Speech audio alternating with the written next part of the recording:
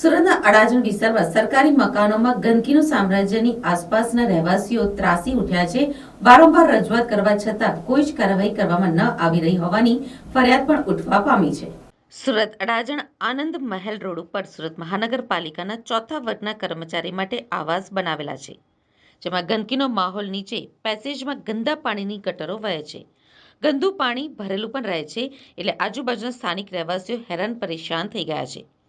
વારંવાર જવાબદાર અધિકારીઓને ફરિયાદ પણ કરી છે, તેમ છતાં કોઈ જ કાર્યવાહી કરવામાં આવતી નથી। સ્વચ્છ સુરત, સ્વચ્છ ગુજરાત, સ્વચ્છ ભારતના લીરે લીરા ઉડી રહ્યા છે। ગંદુ ગોબરું આવાસમાં તપાસ કરાવી યોગ્ય કાર્યવાહી કરાવવામાં આવે તેવી સ્થાનિક રહેવાસીઓની માંગ છે। મારું નામ પ્રાણજીવન મેરાઈ છે। હું સનલાઇટ કોમ્પ્લેક્સમાં રહું છું। મારે એક ફરિયાદ છે કે આ અમારા સોસાયટીની બાજુમાં સર્વન્ટ ક્વાર્ટર આવેલા છે, જેમાં હંમેશા ગંદકી રહે છે અને સોસાયટીમાં અમને એટલી તકલીફ છે કે મચ્છરોનો ઉપદ્રવ અને રાતનો મતલબ રોગચાળો ફેલાય છે, તો એને તાત્કાલિક ઉપાય થવો જોઈએ। આ પાણી ગંદુ પાણી જે જાય છે ને, એનું તો કંઈક કરવું જ પડશે।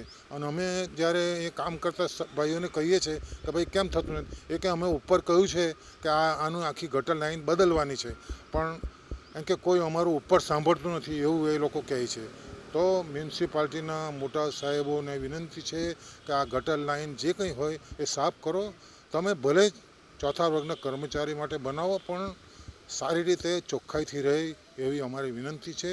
અને સુરતને આપણે એક નંબરનું સ્વચ્છ બનાવીએ, એમાં અમે અમારી મતલબ પૂર્ણ સહકાર છે। કેટલા સમયથી આ સમય ફરિયાદમાં એવું છે કે અહીંયા સુરત મહાનગરપાલિકાએ ચોથા વર્ગના કર્મચારી માટે એમના રહેવા માટેના આવાસો બનાવેલા છે।